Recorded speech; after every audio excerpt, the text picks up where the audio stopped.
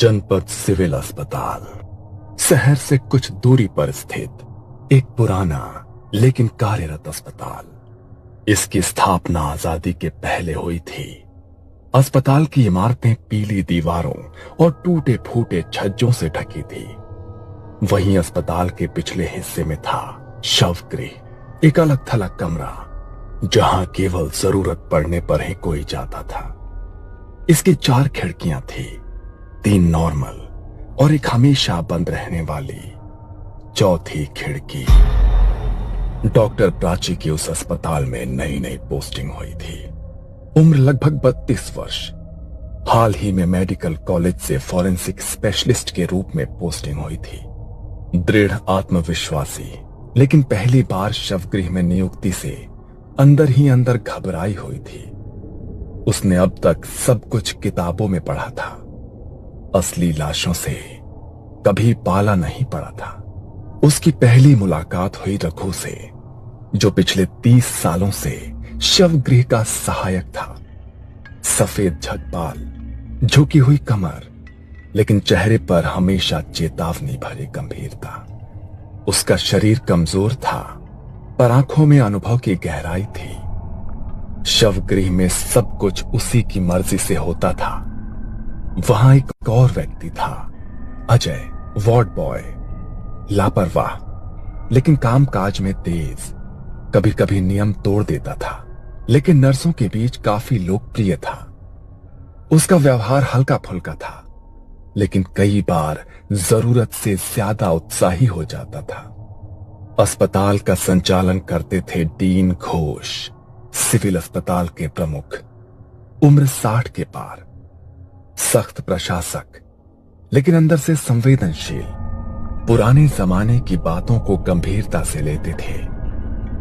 वो खुद मानते थे कि कुछ चीजें तर्क से परे होती हैं।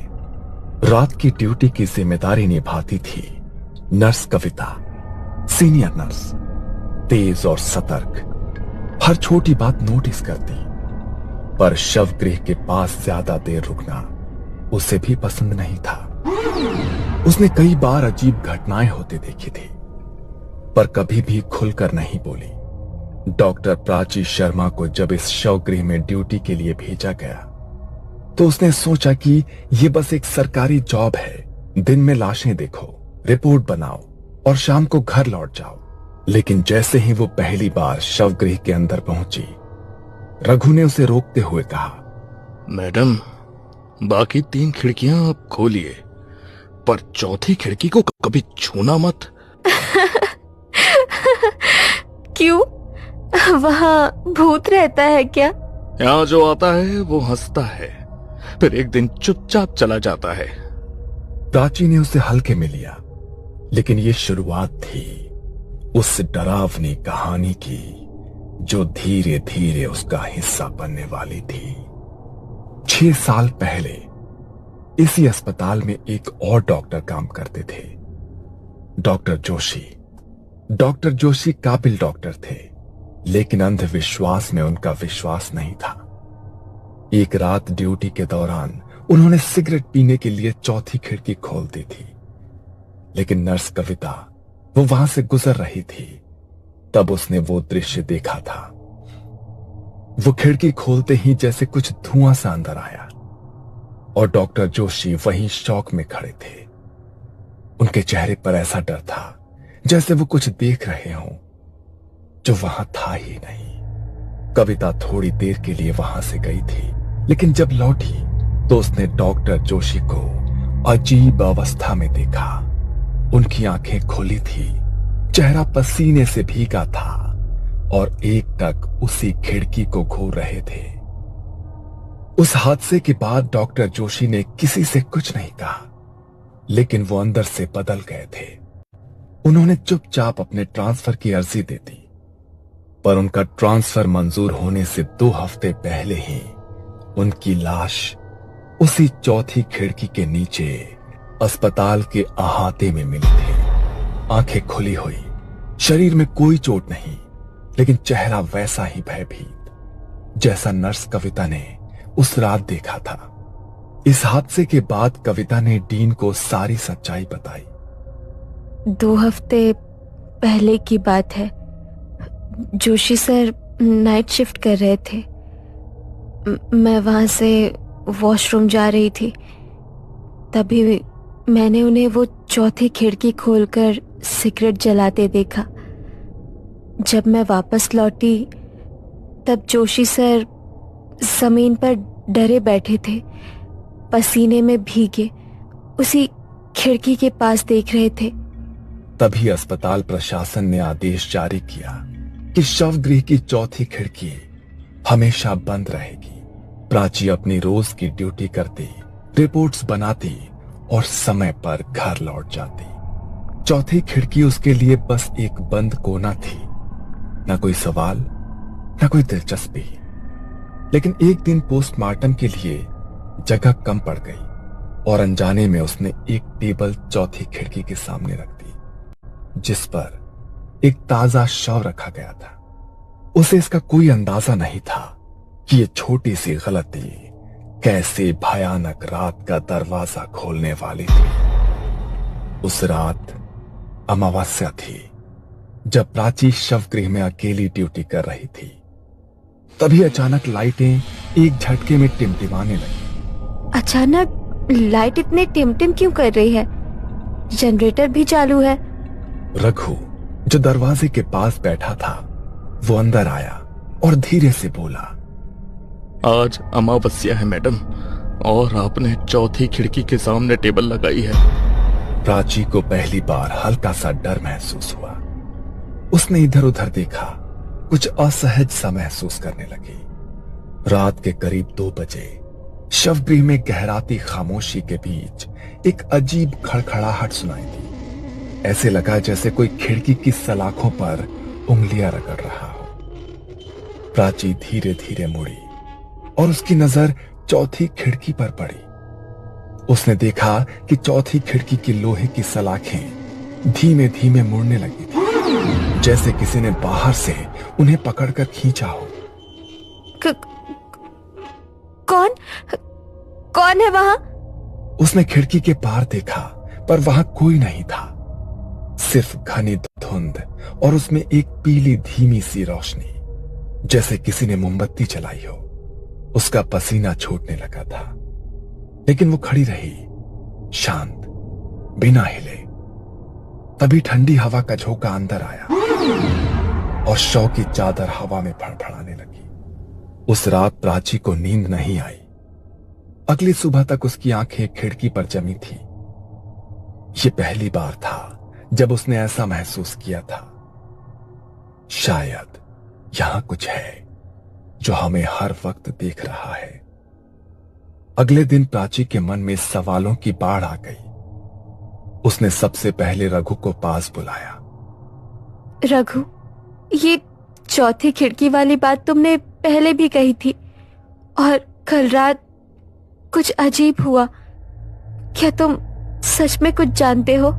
मैडम, ये खिड़की, इसे जो भी हल्के में लेता है, ये उसे तकलीफ देती है।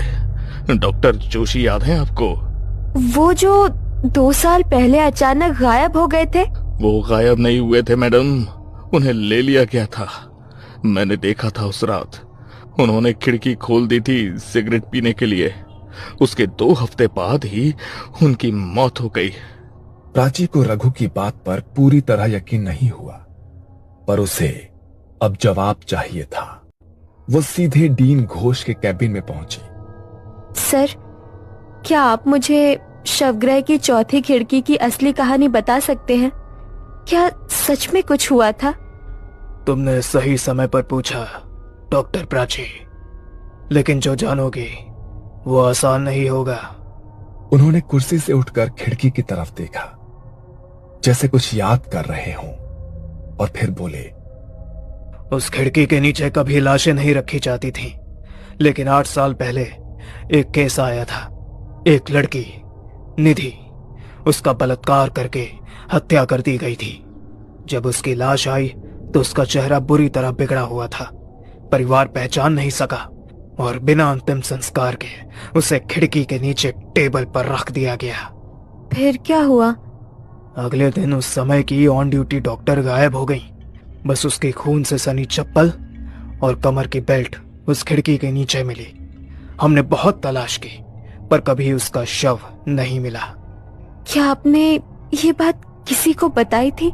नहीं, पर उस घटना के 6 सालों बाद नर्स कविता मेरे पास आई और उसने डॉक्टर जोशी की कहानी बताई। तब जाकर मैंने आदेश जारी किया, शव गृह की चौथी खिड़की हमेशा के लिए बंद रहेगी। प्राची का चेहरा अब गंभीर था। वो जान चुकी थी कि ये खिड़की सिर्फ ईंट पत्थर की नहीं है, ये उसके दर्द की राह थी। वार्ड बॉय अजय को चौथी खिड़की की पूरी कहानी नहीं पता थी। एक रात ड्यूटी के दौरान उसने देखा कि खिड़की के पास बहुत धूल मिट्टी जमा है। बाकी कमरा साफ करने के बाद उसका ध्यान वहीं गया। उसने खिड़की की कुंडी खोली और झुककर सफाई करने लगा। जैसे ही उसने झाड़ू से खिड़की की जाली छुई, एक करंट उसके पूरे शरीर में दौड़ गया। कविता, इस खिड़की के पास से ठंडी सांस जैसी लग रही है, कोई है क्या? नर्स कविता बाहर कॉरिडोर में ही थी, लेकिन तब तक उसे कुछ महसूस नहीं हुआ।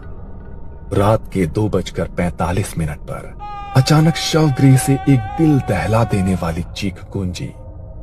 कविता भागती हुई अंदर पहुंची।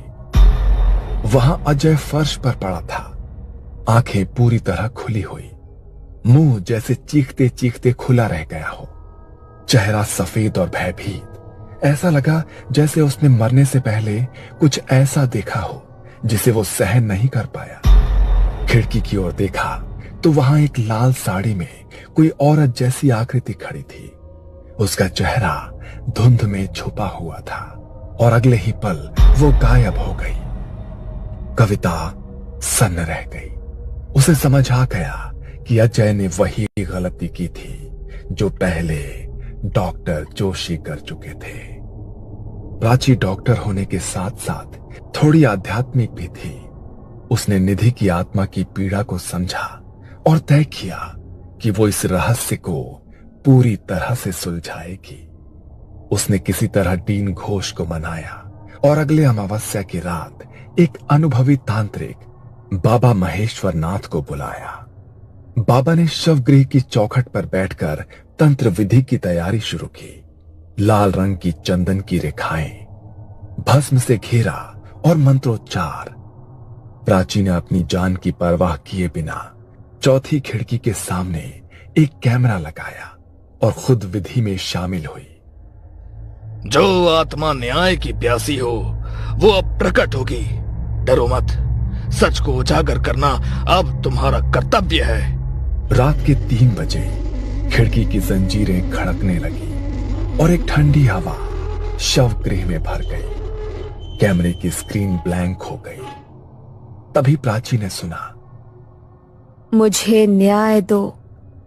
एक परछाई धीरे धीरे सामने आई। वही लड़की, झुलसी त्वचा, अधखुले होंठ और खून से सनी साड़ी। मैं इंतजार करती रही हर रात। कोई मेरा सच नहीं जानता।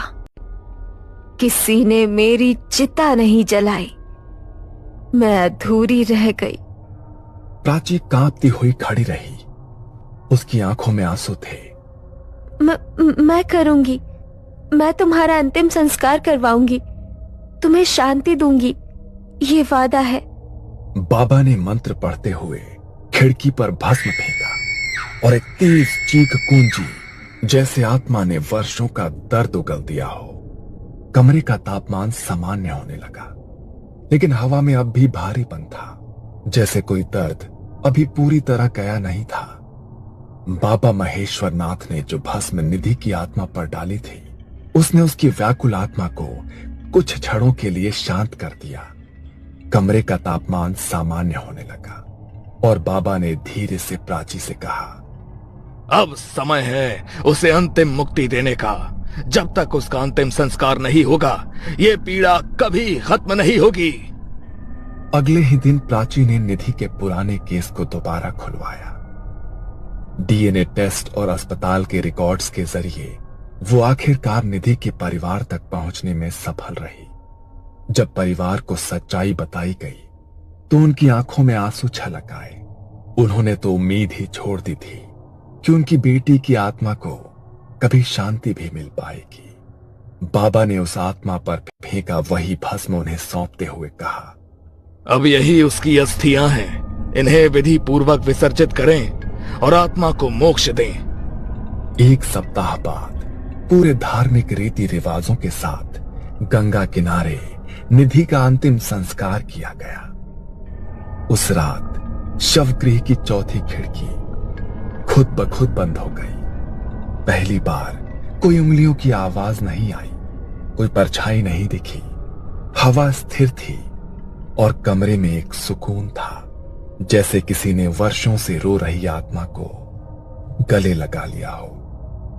अस्पताल प्रशासन ने उस खिड़की पर अब एक ताले के साथ देवी की तस्वीर भी टांग दी। अब भी लोग कहते हैं कि कुछ आत्माएं तब तक भटकती हैं जब तक उन्हें न्याय न मिले, और चौथी खिड़की सिर्फ एक रास्ता नहीं थी, वो उसकी मौत की पुकार थी।